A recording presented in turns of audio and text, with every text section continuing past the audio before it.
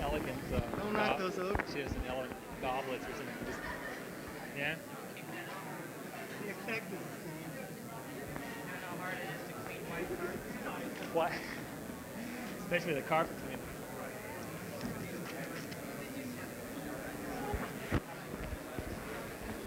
Hello. Hi, Bob. I hope you've had a chance to get down to the gallery, because you'd have seen an interesting kind of combination of some very exquisite drawings, and at the same time having the feeling of being in Filene's basement.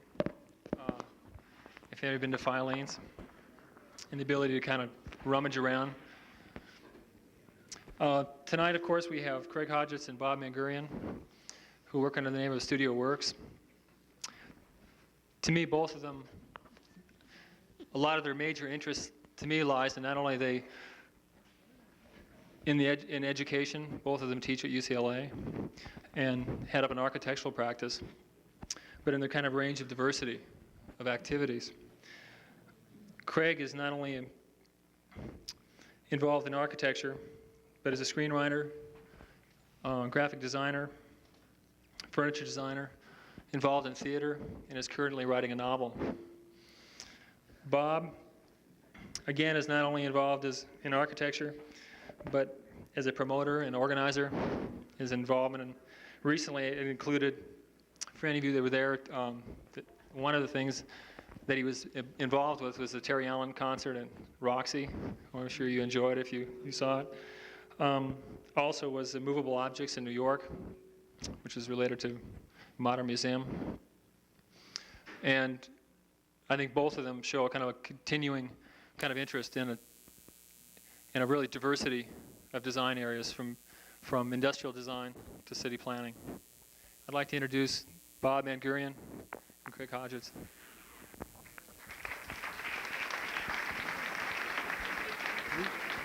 I think we only have one. Only have one. Okay. No, that's fine. That's okay. We're not going to talk at the same time. It's just fine. But we don't get to put this on. That's all right. That's okay too. Right. Well,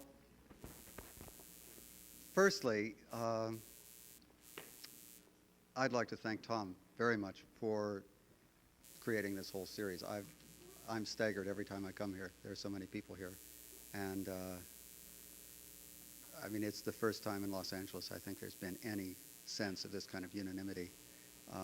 One of the things that's so terrific about this series is that I think there's a genuine affection among the various people that he's invited to speak here. It's right, isn't it?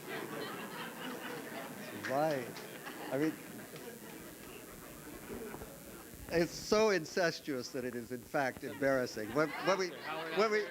When we started putting together these slides, and we realized how many people, both who had spoken here and how many people who are doubtlessly in the audience, made major contributions to the work that we're about to show, it really felt a little silly.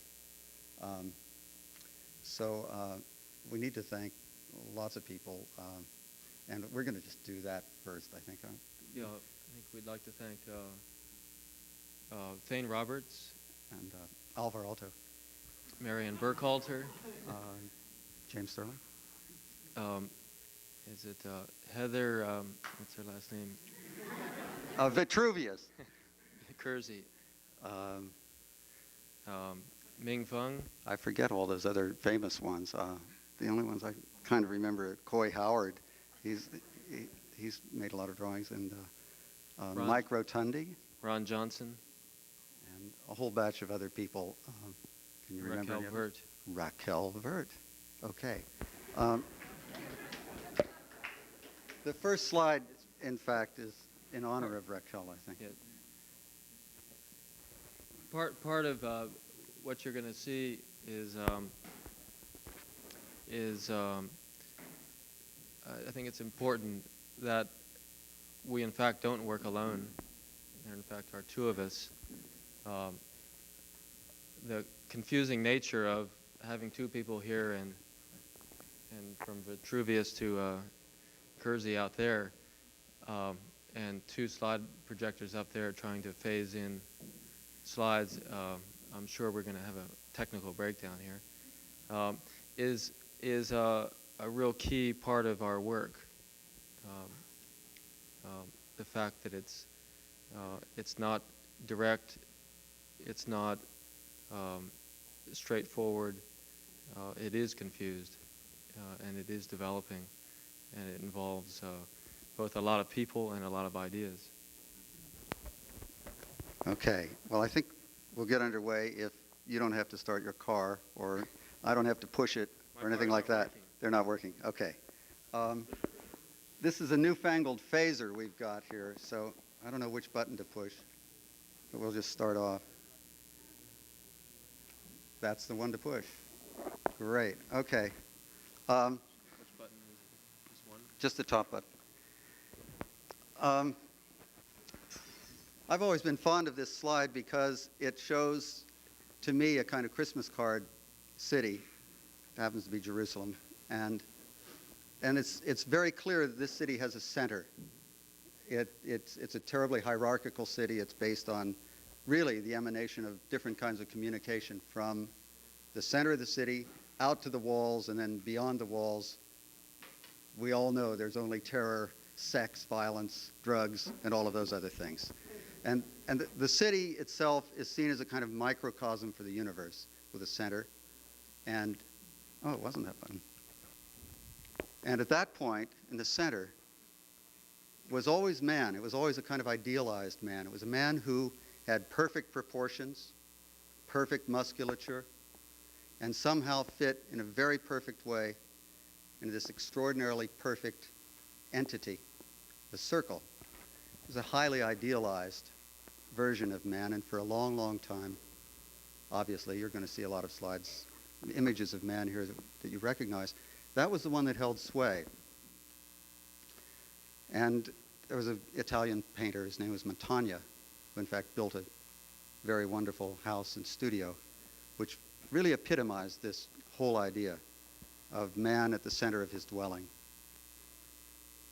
Even on the pavement itself, the center was marked and celebrated in a kind of star configuration, constellation. That pretty much held sway with ramifications through the Baroque and Restoration, up until the Industrial Revolution hit. And at that point, centers sort of got deflected out of the cities to points of power, places where you could either get water power or wind power, something like that. Villages grew up around that kind of power.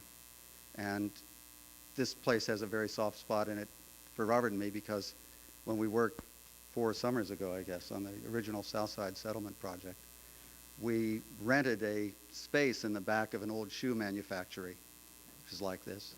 And the remnants of all those belts and so forth still existed. But the point is that in those sorts of buildings and with that kind of industry, power couldn't be transmitted as it is today through electric drills and electric wires and things of that nature. It had to be transmitted directly and mechanically, so that things had to be situated, in fact, right where the power was. And that gave rise, of course, to another kind of city, and eventually another kind of view of man, where man began to be seen as someone who is perhaps connected to the machine itself. Somehow the dimensions of man were no longer idealized, but became measured and codified in a way which made it possible to design machinery that the man could operate, which would fit him, and which would carry along the industrialized, idealized purpose of the civilization. And during the Second World War, Henry Dreyfuss, who was an industrial designer here in Los Angeles, made a major contribution to that kind of thought by dreaming up a vast project called the Measure of Man. But of course, Corbusier is more well known to us in that he sought, as I think architects must, some kind of balance between the idealized dimensions of man as a manufacturing extension of the machine and man as his relation to space, and tried to relate space back again to man with perhaps not complete success, because man was still seen as an integer in the manufacturing society. He was seen as someone who carried forth in a rather uniform way the purposes of society. The other thing which began breaking down notions of architecture, notions of space, notions of that city as a center, was the other end of technology, which happened to be electricity and the telephone, things of that nature. And here we see an ad from about a 1930 Fortune magazine. And it does look like something out of an early Fred Astaire movie, I guess, or maybe Ginger Rogers. But the point is that lobbies and many of the architectural ephemera that we are used to buildings having were replaced by things like the telephone. The lobby used to be the place where you'd come from out of town on the train. The train might be detained for a few days. You had no way of knowing when you got to the place that you were trying to make the sale. And so you would have to have a place where you could linger and wait until the sales manager would come out and buy your portable safe or whatever it was you were trying to sell. So that many of these architectural features were in fact replaced by they were really outgunned by technological improvements like jet planes and telephones and telegraphs and televisions. And of course the next step after that in really imaging man and having an image of man as his perfect idealized form was man who needed no architectural support whatsoever, because all the rest of it had in fact atrophied. And all man needed was a suit which would sustain him in a hostile climate, and an umbilical cord that would connect him to a power source. And Robert, a few years later, I think, kind of carried this to its penultimate extreme by taking his own body and attaching all sorts of electronic paraphernalia to it and X-raying it, and thus integrating body and electronic systems into what he called the portable person, which was in fact an entity which was capable of existence in the world sans architecture totally. And architecture at that point, in I think both of our points of view, had become something which was largely irrelevant. It had simply gone into a situation of every man for himself, every place in space was equally and ideally suited for whatever activity you happen to play on. And in fact, right here is a very significant example of that. The really powerful things that we're using in this presentation have nothing to do with the architecture. They have to do with two little black boxes back there, a little black tube that I'm holding in my hand, and this little black box right here. And all the rest of our experience is coming from perhaps hundreds of miles away in terms of the energy that's being generated. So it's a lot like being on the beach. Every man has his own umbrella.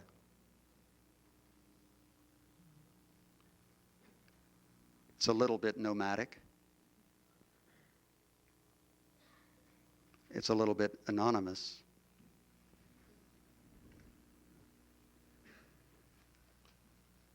And of course, artists liked that a lot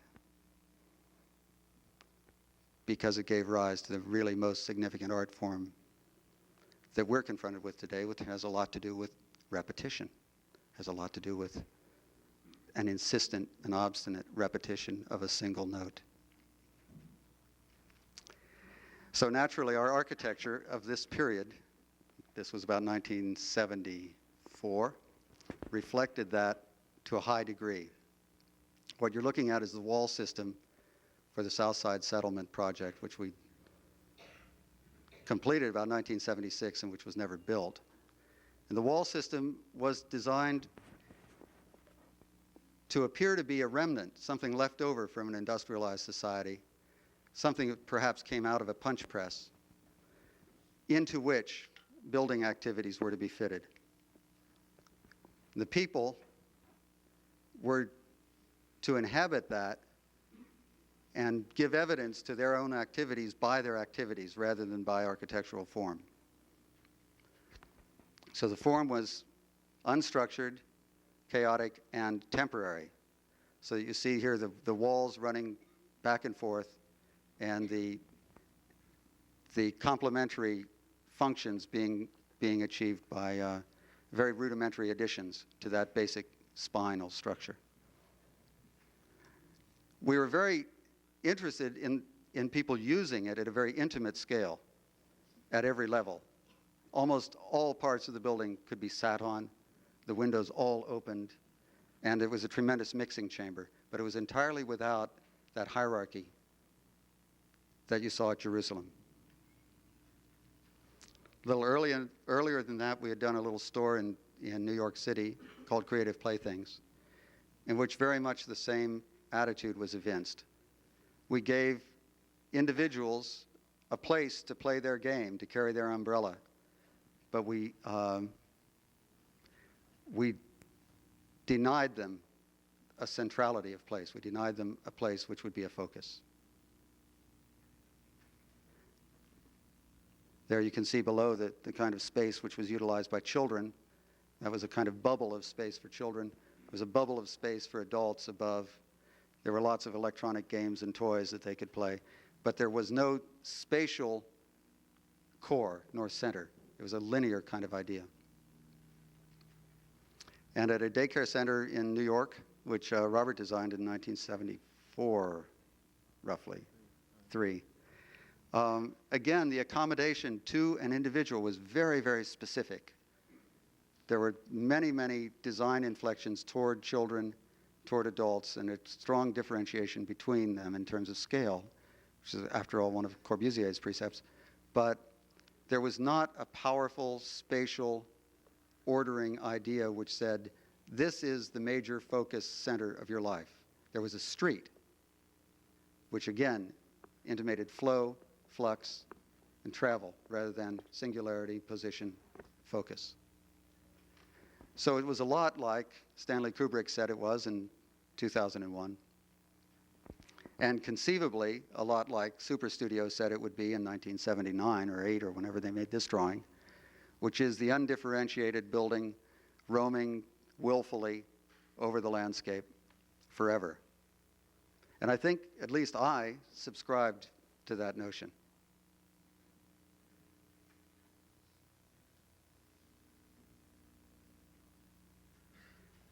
The big problem was, of course, that all that wonder, all that naivete, curiosity, drama, which people like Fellini use so well, is absolutely absent and vacant in that worldview.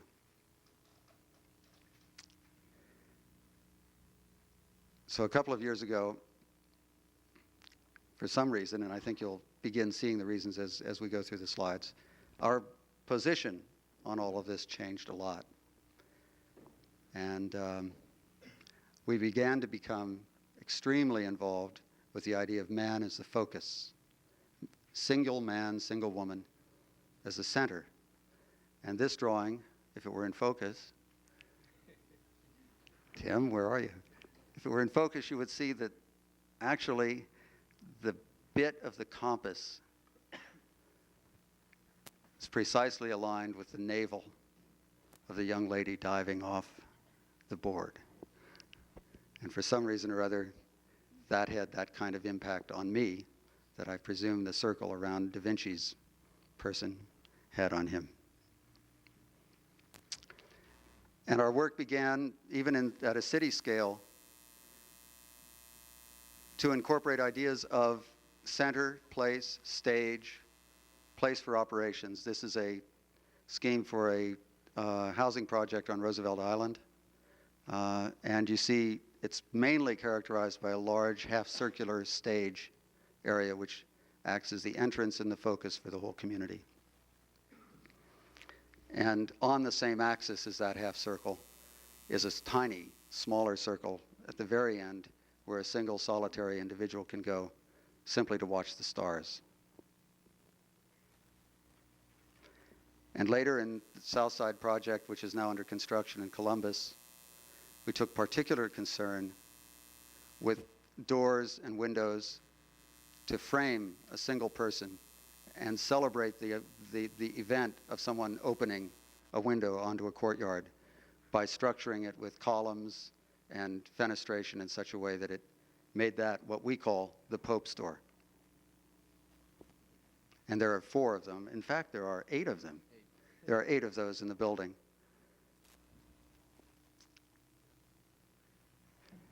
In the central administration space, we give it a half-dome kind of roof, again, to emphasize the fact that here is, in fact, the spiritual center of the building.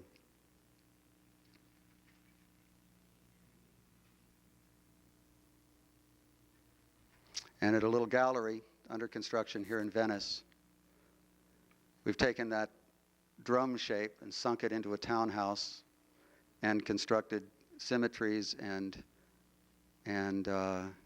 ordinations, really, around it of mock symmetries and real symmetries. Mock is actually not the right word because it sounds a bit cynical. Synthetic symmetries and real ones.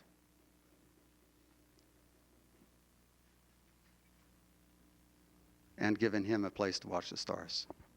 It's all yours. How do you do? The top button, it seems to work well.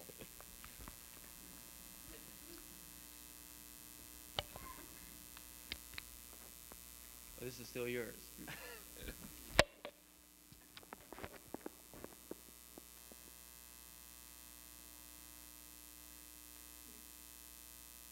Is this correct? We're going to backtrack now to some things that what was just mentioned was the beginning of our finding a way to, I think, calm down and organize and give people, as Craig just talked about, a place to be, a place to look good in, a place to be noticed,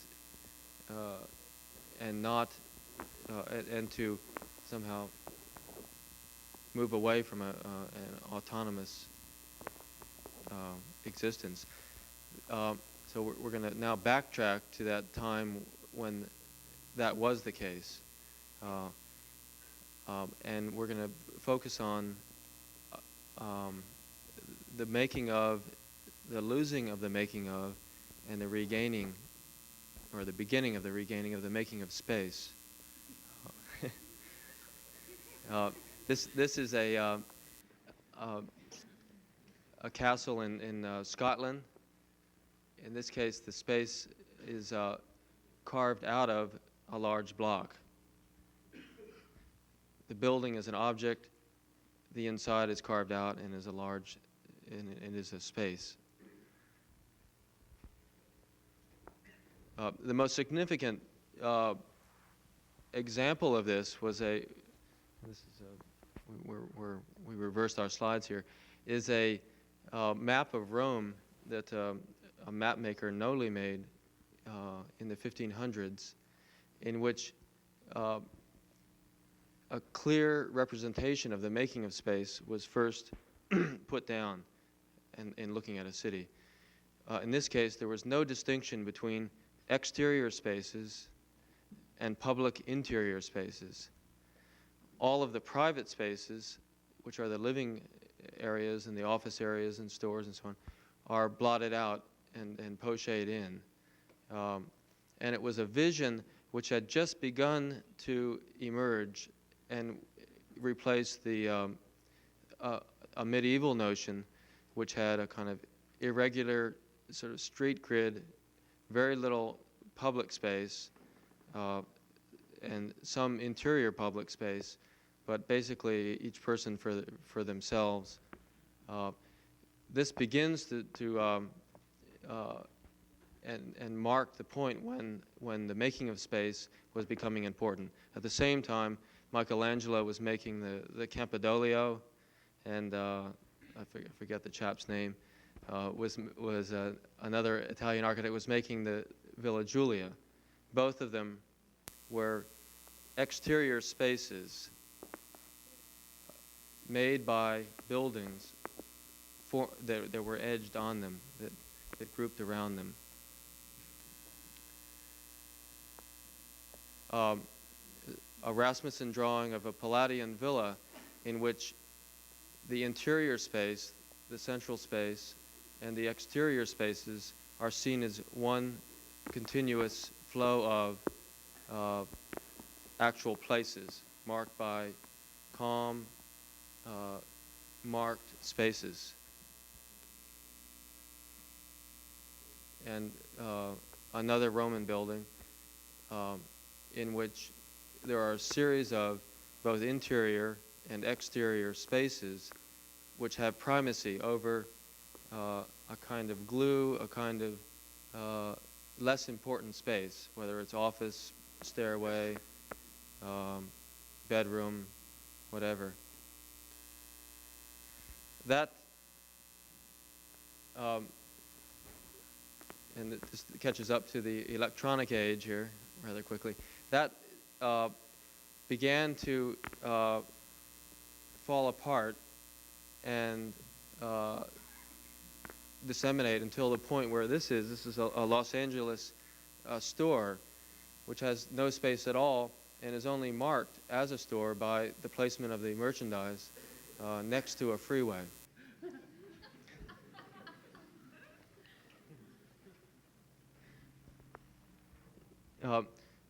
Le Corbusier was struggling with the idea and promoting both the losing of space and also the making of space at the same time. On the one hand, losing of space as a public space by making buildings objects within a landscape with a large open space. And for Europe, it may have made sense because the spaces that they were used to were enclosed, the public spaces enclosed, surrounded by buildings. The buildings within the cities were a kind of large mass with spaces carved out of them. The American vision was single buildings within the larger landscape or the larger space.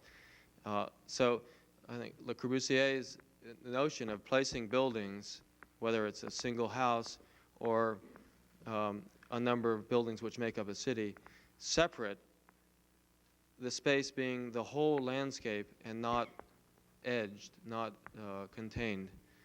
At the same time, within the structures, he's struggling very hard to make, obviously, to make spaces.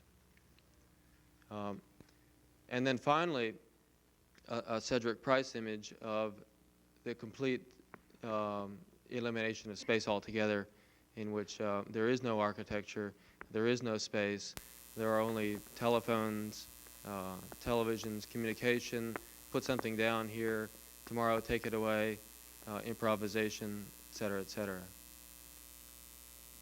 And then another image of the same thing, the super studio image, in which the space is now infinite and people struggle to find some way of locating a spot in which they can call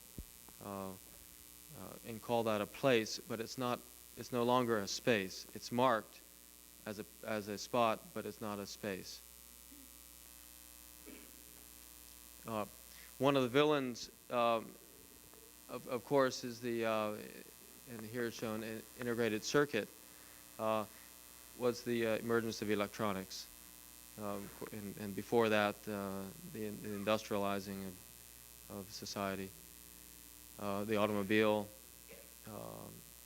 and the airplane, and so on, television.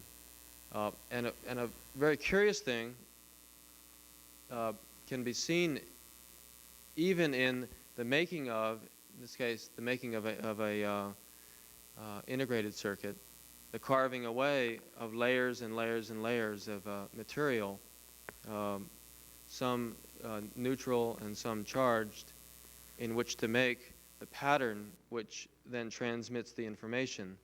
The curious thing, whoops, that's all right. Can you go back? You can't go back. The curious thing is that the last two slides that we saw both are involved with the making of spaces.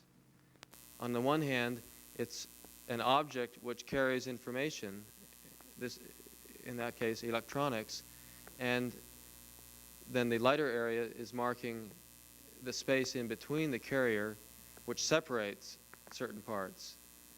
Because it's a physical object, it can't get away from marking one spot and differentiating it from another spot, the making of one thing as an object and another as a space. And we're going to go through, I think, our struggle at trying to get at this making of spaces, marking spots by the making of spaces. This is a return to the little creative plaything store. This is back in 1969. The space, it's a renovation of a space on 53rd Street. The space was a kind of nondescript, very long space. And we put shelving in here, not against the wall in order to just carry on what that space was all about, but configured the shelving elements in order to begin to make a series of spaces. These are completely back and forth here. Okay.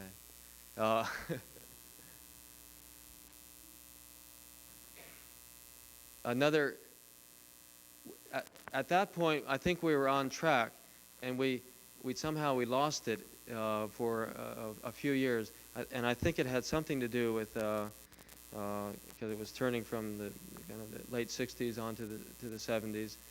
We got carried away with Woodstock and whiz-bang quick cities and temporariness, the infinity of what media could give you. I remember once Craig had to give a talk back in New York at some sort of a religious conference that what was it? Conklin was giving with Lou Kahn, and somehow it was religion and architecture.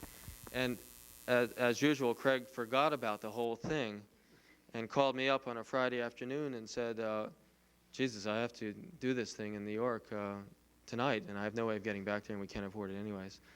What do we do? And so we talked for a while, and we said, well, why don't we get one of those telecommunicators, those little devices you hook up to the telephone, you can transfer drawings. So I called up Rochester and spoke to probably the president of the Xerox Corporation. You know, you just call him up, and there he is. And pretty soon we had one of these telecommunicators up on 58th Street delivered by some truck, and we'd have no idea whether there's even a telephone in it. We go inside, and there, you know, of course, there always is a telephone. It's outside the space in a little telephone booth, and there's sort of Lou Kahn and Conklin and Rosant and I don't know who the other people were, and they are all talking away and so on. And I say, wait a second, Craig has something to say, and I run outside to the telephone booth and put a dime in it, call him up, and we get a little drawing. It comes back and run into the other room. So I think we were quite carried away with this, and this whole business, and it had a lot to do with, at the same time that the portable person was being thought of and developed. And the first building that we did, which is now after the Creative Plaything Store, as Craig talked about, was a kind of elimination of space. Although, at the same time, we were making a series of courtyards, both interior, contained within the building, and exterior, surrounding the building, courtyards. But the curious thing is that none of the spaces that we were making, both courtyard spaces and spaces that are being occupied, whether it's a theater, a gymnasium, or a child care center, none of them are distinguished from one another. They're all very similar. They're all seen as a field.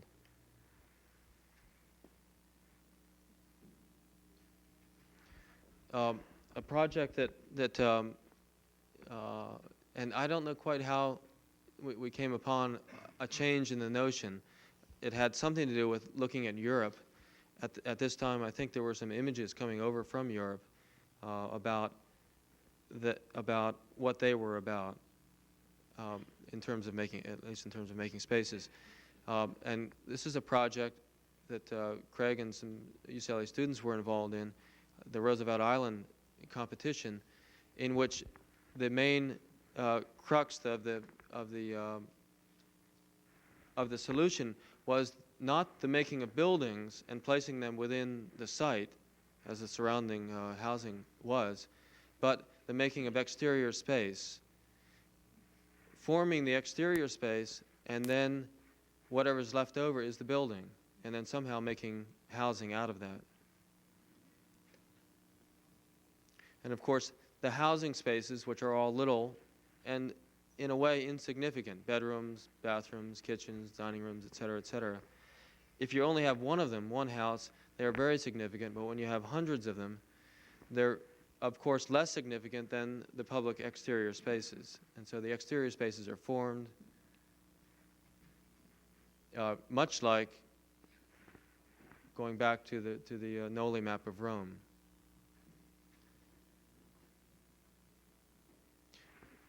And in this case, both the medieval spaces and a kind of more centered Renaissance Baroque space. The South Side project, the one that is being built, focuses heavily on this. You can see running through the center of the building are 4 major spaces, and they're all made in, surrounded by large loft spaces, which are in a sense no space at all. They are a reference to and are very much like the kind of the integrated circuit, the infinite society, move partitions. It doesn't matter. It's just there to be improvised within. But the 4 other spaces are there and seen as permanent. We're going to go back and forth here. The gymnasium space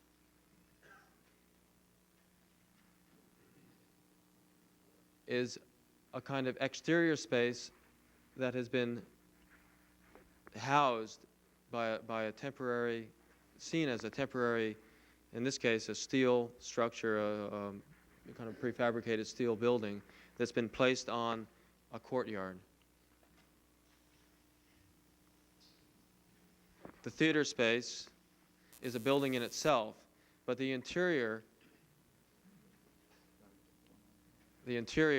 is a different aesthetic from the gymnasium. It's a different space. It's not a continuum, but it's a different place, marked by here the trusses, the shapes of the walls, the lighting fixtures, all very different from the previous space. The courtyard space, at one point, we saw it as a building in itself, in which its roof was taken off.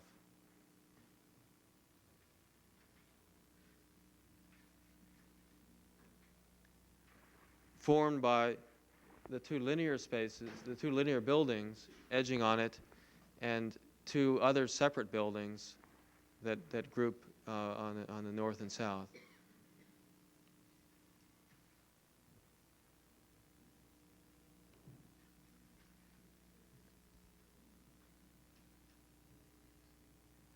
The space is seen less as what's left over from these buildings which surround it, but the buildings, the surfaces of the buildings that surround the space are seen much more as being designed for this space. And then what's ever left on the other side of them has to do with what they're about, but it has less primacy than the making of this space.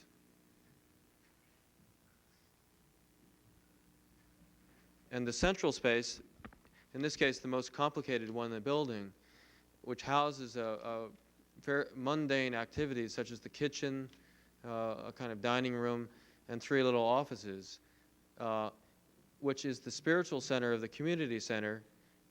It does not warrant a magnificent space. Any one of those activities, a kitchen, et cetera, 300 square feet, 500 square feet, whatever. And so we made a larger space to house those smaller spaces. The larger space was a kind of device to mark the centrality of that area, to make it a space. And then we went in and conceptually renovated that space in order to house these smaller activities.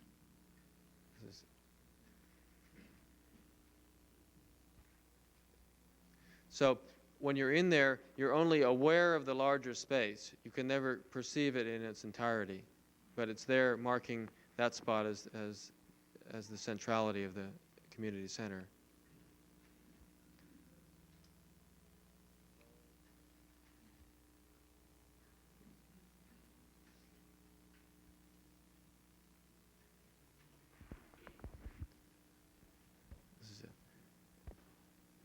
We're now going to shift on to another area. We're supposed to break here between people here, but we're not at this point. This is a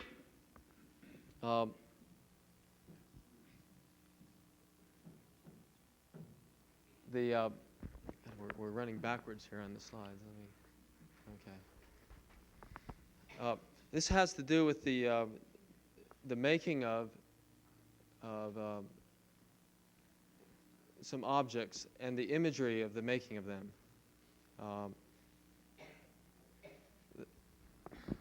And this is an Olivetti poster in which the typewriter is likened to the most powerful image at the time, which happens to be a locomotive. The typewriter is made in the same way. It involves castings, and so on and so forth. But here it's styled like the locomotive in order to liken typewriting and the speed of typewriting with the speed of the locomotive. And we've often tried in our buildings or in the parts of the buildings to liken images that are around us, whatever references they are, etc., that to what we're making, in order to refer what we're making to what either something, whether it's in the past or what's going on now, a societal issue, whatever. It's a visual image, and in this case and in that case, in both objects in Japan, the visual images are a styling, which is a reference to the first image that we saw of a kind of rocket housing, a rocket device to hold it while it's being fired. In previous times, and this image, which is the rocket and its speed, and the building and its sort of parts, and having to do with the most exciting thing happening at the time, which was not the making of the building, but the making of rockets. That also has another reference to the making of a marking spot. In this case, Grant's tomb. In this case, a small tomb in Bologna. And in the fact that these that what you are making and its imagery, which is I think a thing which is emerging and has in maybe the last, I don't know, 10 or 15 years, in which we're not dealing with an anonymous building technology anymore, or we don't have to. The Bauhaus and the International style referred to the images in the buildings were about what they were about, the purity of their materials, a piece of glass, a piece of steel, et cetera, and they were purposely trying to devoid themselves of content in a reference to either a past time or of something which was going on now or something which was going on in the future. In terms of the imagery, they were what they were. And yet, when you put a column or two columns next to each other, you can't avoid that referring to something else or of that having content. The little electrical cube in the settlement house is a kind of R2-D2 or landing vehicle.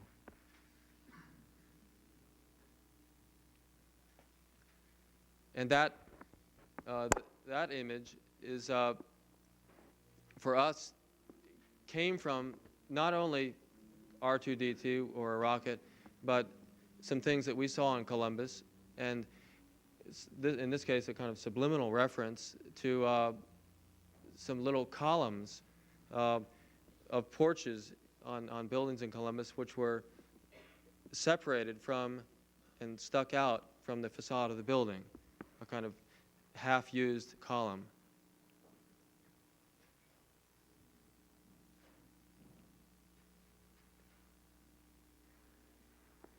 Again, long buildings in Columbus with porches.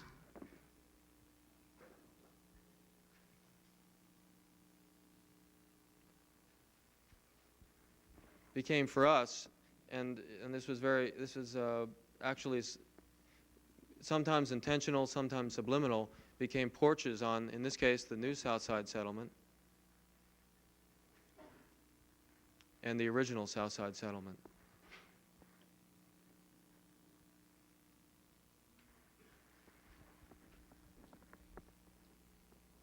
The Otto Wagner facade or the Unitarian Church finds its way in the facade of the new South Side settlement.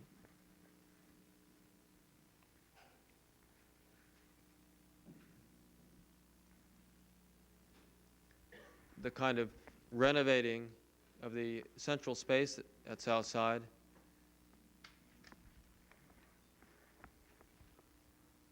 is something which was seen also in buildings in Europe.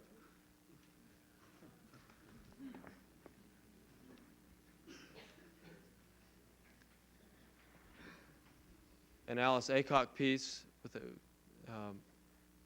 ladders resting on stairways.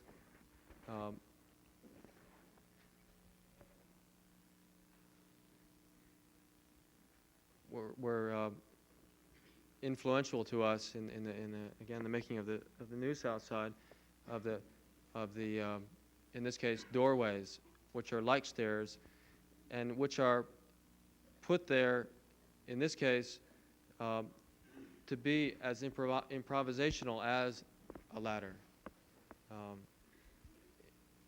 Although it's a permanent fixture, and it's an important, this is one of the 8 Pope's doors in the building.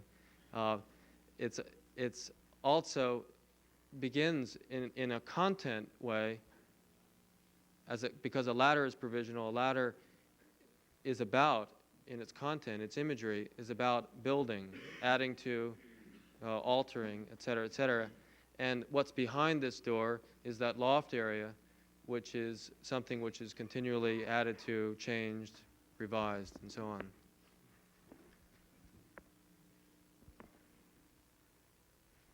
Braced doors here in Columbus is referred again to, and this is Alice Aycock's work, and then in this case a required way of bracing some doors in the central building.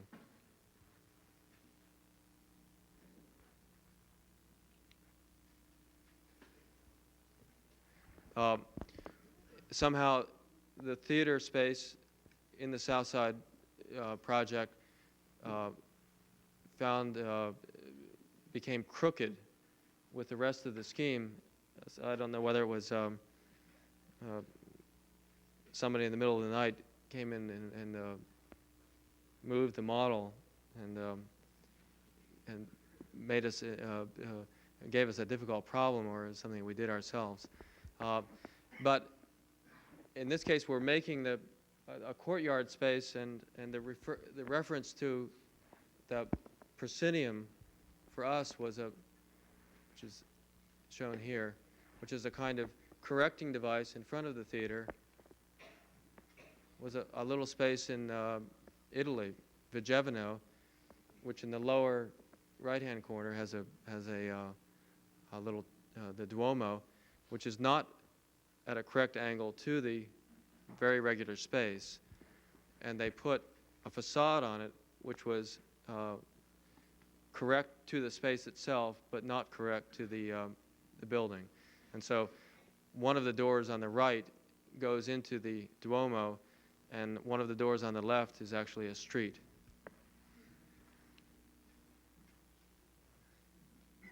A kind of courtyard space in the original South Side scheme comes out of a little street in Cisternino.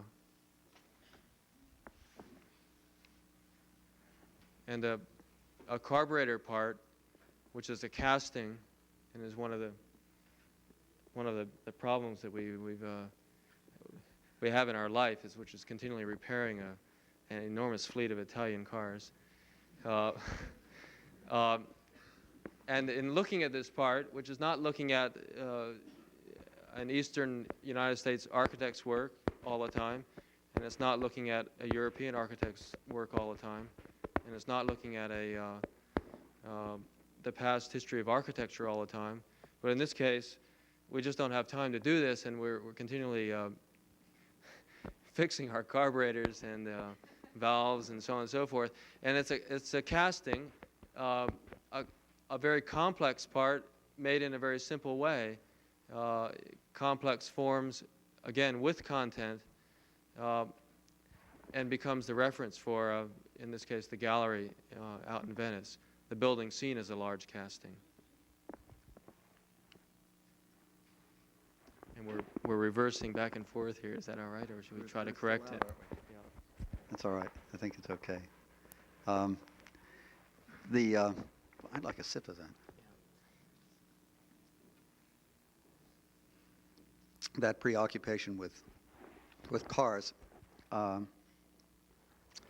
probably comes partly from the fact that Robert is a Los Angelino and I'm a Midwesterner, and hot rods were probably a very big part of both of our lives. As I think Roland Coate was talking about that too. And when we first started designing buildings in New York, one of the prevalent philosophies that we had was that of hopping things up, putting double carburetors on them, putting dual exhaust headers, shocks and high ratio rear axles. And we really approached designing buildings that way. The first building that and of course this was all remarkably coincident with that whole idea that architecture was dead. We were just too dumb to know. We were just having, I think, a very exuberant time. We were very wrapped up in those technological ideas.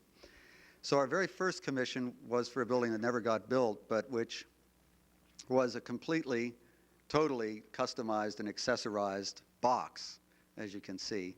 It was a long linear building, outfitted on one side with an off-the-shelf greenhouse, which served as a corridor, outfitted on the other side with a line of heat exchanger pumps, which would heat it in the winter and cool it in the summer.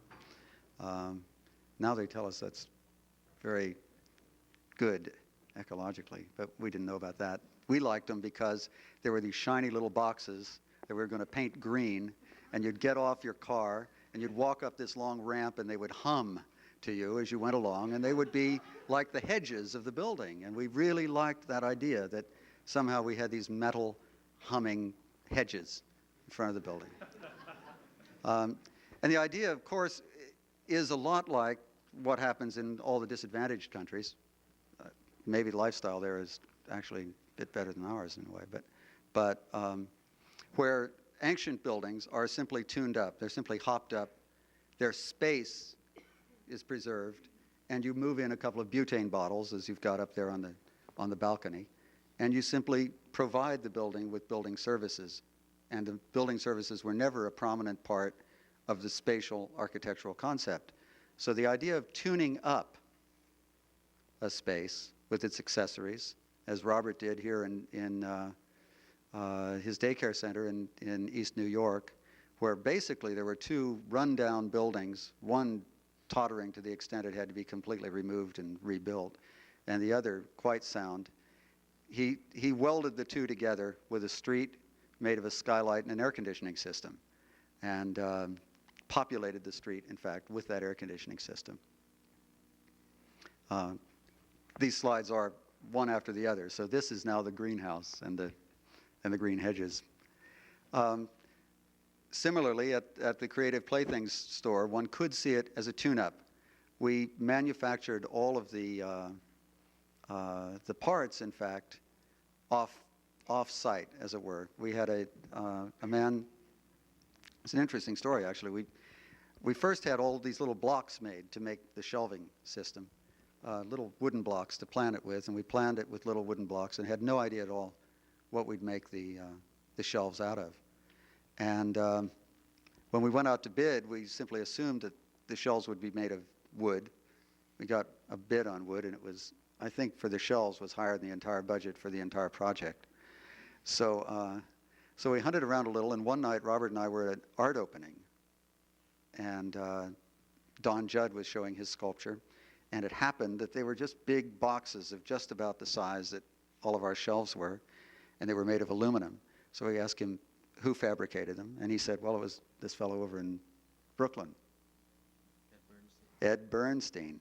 And Ed Bernstein was very excited about the idea of making these shelves, gave us a great bid, and so we built them out of aluminum.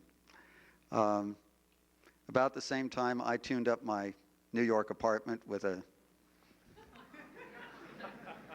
umbilically connected, properly fenestrated, multi-use raft, which we slept on and entertained on and intimidated our in-laws on.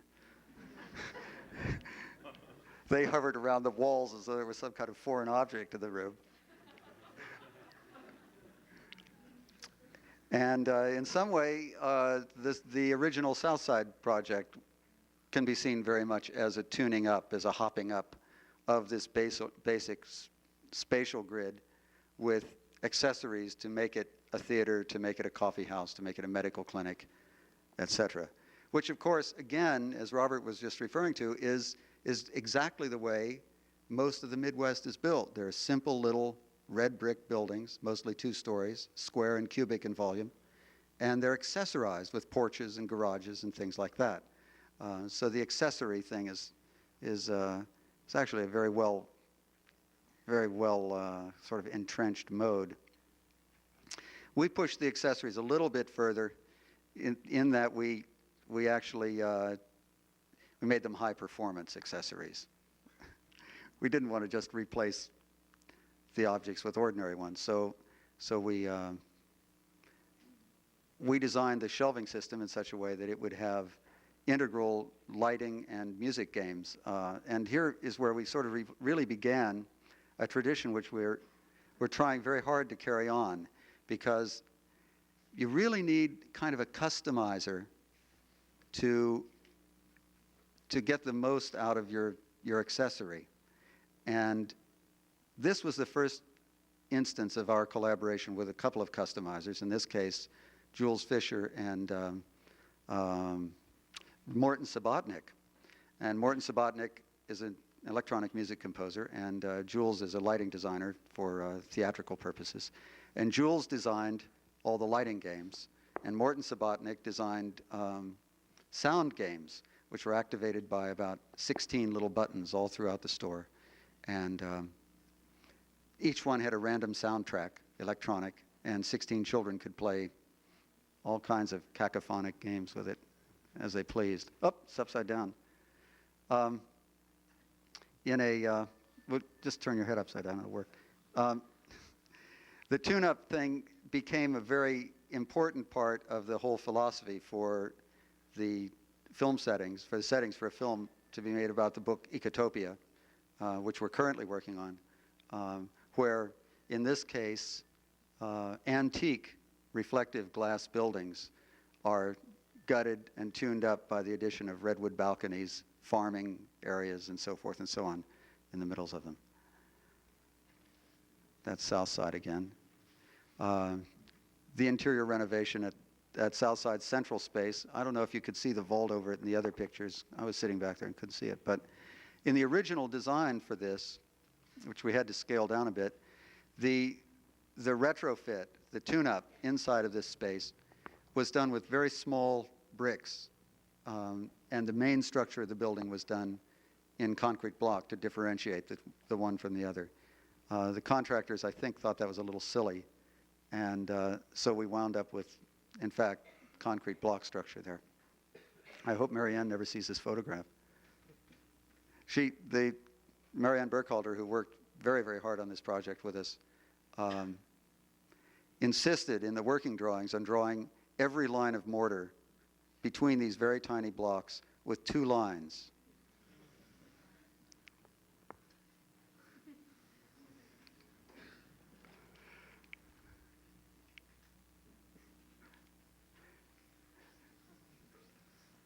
So the hot rod was what we had, in fact, in mind. In all of these, in fact, it's the romantic idea that something has been, in fact, extended and personified and made dramatic by the intersection with a later edition of some sort. And I think we're so enamored of this idea that if there isn't a difficult circumstance already existing, as Robert just suggested, we'll try to create it.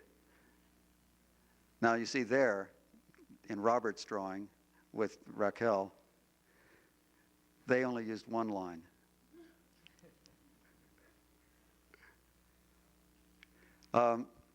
We had the opportunity a couple of years ago to in fact, tune up a whole city in a project that, of course, was never built, but the Walker Art Center in Minneapolis had an idea that the riverfront in Minneapolis was underutilized and asked us if we would look at it. And so over an area which was at one point abandoned railroad tracks, railroad stations, and totally unused space, we contrived a scheme which would totally accessorize the riverfront. I'll very quickly identify what they are. There's a very long horizontal line. Boy, we almost have to. It's a long horizontal stripe there somewhere with a bunch of little bumps along it, which was a monument to the Mississippi River. It's 2,558 feet long. The river is 2,558 miles long.